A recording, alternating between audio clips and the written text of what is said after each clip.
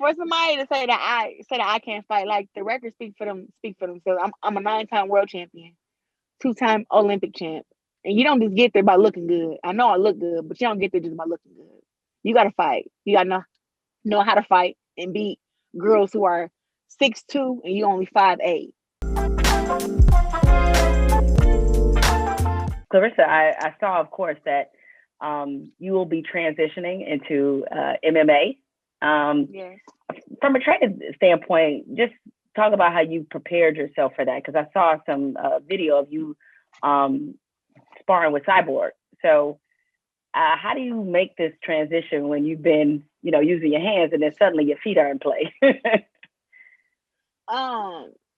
Well, first, it all comes with signing the contract. That's what makes it real, right? You actually have a certain amount of time to get ready for your first MMA fight. So, that was my biggest step there. But also to having a plan in play. Like I train at Jackson Wing Gym in Albuquerque, New Mexico, with some of the best coaches and some of the best people in the world. Like we have Johnny Bones at my gym, Holly Holm. We have Coach Greg Jackson, Coach Michael Winklejohn, um, and Coach Robert Tusa. And Tusa is my jiu-jitsu coach. And I will tell you what, um, making the transition was scary at first because it was like I didn't know where to start. And all I want to do is strengthen things that I'm weak at. Right. So as soon as I got to the gym and I was walking to the octagon, I just ended up I thought it in my head, but I said it out loud. And I said, Jesus, what am I doing? Why am I here?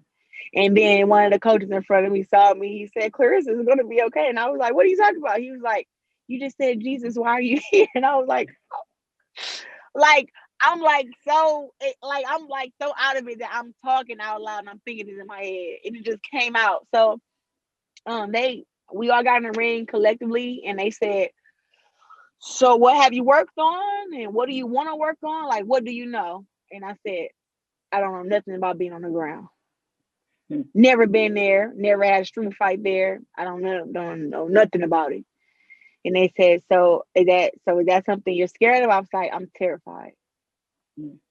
Just having to be brute honest. Like I'm terrified. I don't even know how to be like calm about this. Like I've been having anxiety because I can't sleep because all I'm thinking about is me being in there whooping a girl's ass and then she tackled me and we on the ground and I don't know what to do. And they said, okay. So from there, jiu-jitsu and wrestling was my main thing that I did every day. And then we started mixing in the kickboxing. And first my kicks were okay, but they showed me how to kick, and now my kicks are super powerful, faster. And I was training 3-4 times a day. I spent 2 weeks in a camp, and then I went again for about 2 to 3 weeks again. And all I did was focus strictly on MMA training. And I've improved a lot. I know how to get up off the cage. I know how to what to do when I'm on my back. And it's just some days where like, hey, we starting you off on your back, lay down. And at first, of course, first training was like, this is so uncomfortable. I don't want to be down here. I don't want to be here. But they made it to where it's like, look, it's okay. Breathe it out. You don't know what to do down here, but that's why we're down here to teach you. But it's just something that I wasn't used to. But it's all about strength. It's all about technique, just like boxing. Physically, and this is just to my completely untrained eye, MMA seems a lot more violent. Yeah. How can you adjust to that level of violence compared to what you're used to seeing in boxing? Because like in MMA, as you know, like they just keep punching, they elbowing you, they doing a whole bunch of stuff. How do you adjust to that? Well, I'm a violent person, Jemele. True. Yeah, but I just fighting is fighting. We gotta go out here and see who got hurt and who don't. We gotta go out here and see, we got 4-ounce gloves on. So I punch fast as ever with 10-ounce gloves. Imagine how fast I'm gonna be in 4 ounces. And also too, I'm learning everything that these girls are learning. So they want to wrestle, I'm learning how to wrestle. They know jujitsu moves. Okay, I'm learning jujitsu moves. They know how to kick. I'm learning how to kick and the defenses to kicking. So I'm not going in there and just saying, hey, I got these great boxing skills. I'm finna whoop y'all. It's like, look, I'm coming in here prepared for whatever. And that's a mental thing there to know, like, look, you can get knocked out, like you said, elbows, knees, chokes. So I'm gonna be weary of all of that, but just knowing that I also know how to do those same things. It's kind of different when you go into the cage with somebody and all you have is your one and your two. You're at a huge disadvantage.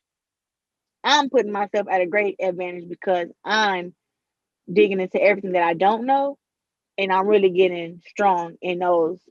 I'm actually getting comfortable with being uncomfortable. So I'm actually not scared of being on my back no more.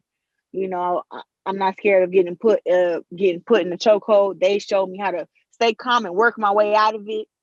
I mean, but you actually gotta get down there and actually do it, because people say that MMA looks more violent than boxing, but honestly, it's a sweet science to it, and you really wouldn't understand it until you did the actual training. Gotcha. Um, I always think that anybody who boxes, regardless of record, it's pretty courageous to get in the ring knowing that, you might get your ass whooped and you might get hit and all of that. You've been fighting a long time, and I don't just mean professionally Yeah. or as an amateur, but just in how you grew up. I think I read something where I think, you had I forgot what age you were when you had your first fight, but I'm wondering how you overcame the idea of getting hit, because it feels like that's a big part of it. It's like you got to be able to take a blow, right? So how did you overcome this?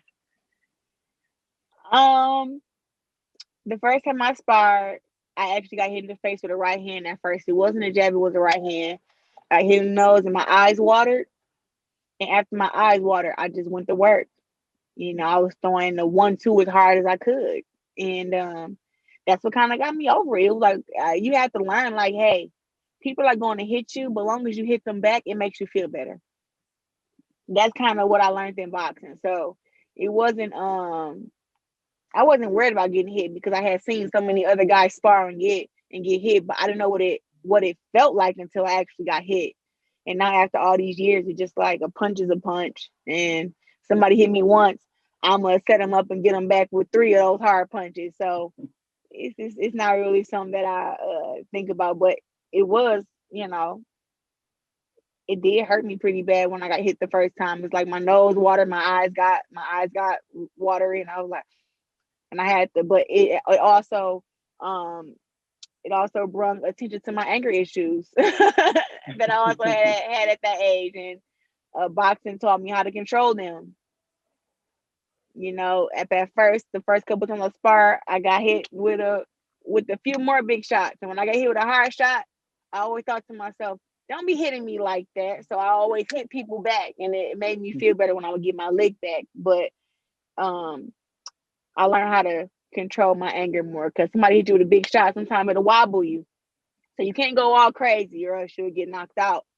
So I had learned that growing up, especially sparring against the guys. You're like, you know what? Keep your composure. We're gonna get that leg back right here in a minute, because he dropped his hand every time he throw that jab. So we're gonna line it up with that jab just in a few seconds here.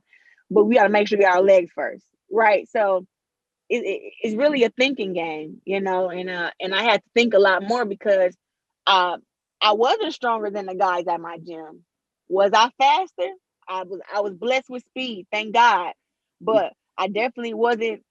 I wasn't stronger, and I wasn't more experienced at the time. So growing up, I'm sparring against guys who've been in the gym 10 plus years, and I've only been in the gym 4 years.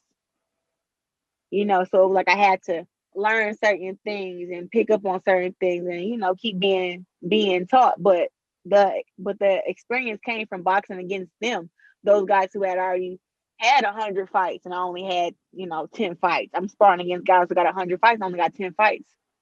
So that helped build my confidence and also give me the experience that I needed to actually be ready for the Olympics at the age of 17. I imagine, I mean, you spar against men all the time. And I noticed, because I noticed this with a lot of my friends who play in the WNBA or just play basketball, period.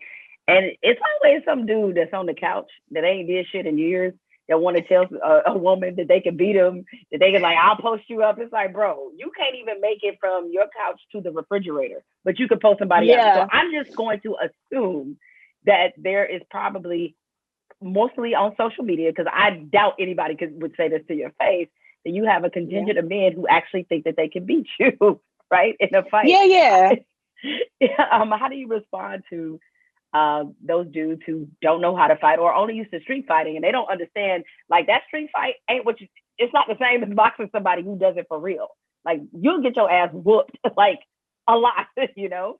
Well, I just got like that demeanor that say like don't F with me. So people on social media will try that and they'll, oh, I'll do this and I'll do that.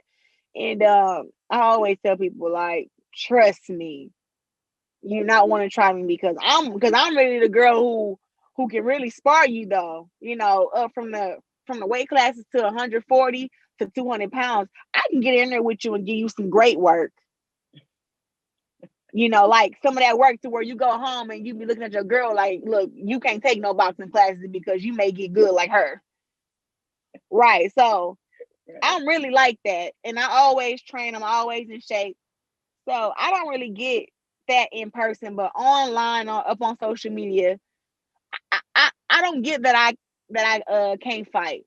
I get stuff like, oh, you're not the greatest woman of all time. This other person is, but you're second to that person. Or I get, you know, why do you call yourself the GOAT when this person has more fights than you on and stuff like that. But nobody writes me and say you like, you know, you can't even box and I can beat you in a boxing match. Like I barely get messages like that because stuff like that will irritate me. And I'd be like, you know what, you go ahead and send your address and we can go ahead and I can go ahead and show you that. Turn your location on. Yeah, stop. Right, but for somebody to say that I can't fight, like the records speak for themselves. I'm a 9-time world champion, 2-time Olympic champ. And you don't just get there by looking good. I know I look good, but you don't get there just by looking good. You gotta fight. You gotta know how to fight and beat girls who are 6'2" and you only 5'8". You know, girls who are 32 years of age and you're 17. Like that takes a lot. So I don't even let that kind of stuff get to me because I just know it's not true. Was confidence and your self-esteem something that was an evolution, or have you always been this way? I know that was evolution. Definitely. I got bullied in school, first and second grade. Third grade, I started fighting people, started speaking up for myself, and then I started boxing fifth grade. So I already was fighting before I started boxing, but I wasn't boxing, right? Um, it seemed like just boxing though. At first, I was super quiet. I really wouldn't talk much, but like when you're in a gym full of guys, they can press you to that point to where you like, I really don't want to have to say nothing to you. But since you keep picking with me, I gotta say something. So that's where I learned a lot of my trash talk from, to be honest. Like when I be trash talking with those girls, sometimes I don't even be trying to. But if they say something, I'd be like, oh, I'm about to get her. And I just, oh, I know you ain't talking. You know, so that's where a whole lot of my trash talk comes from.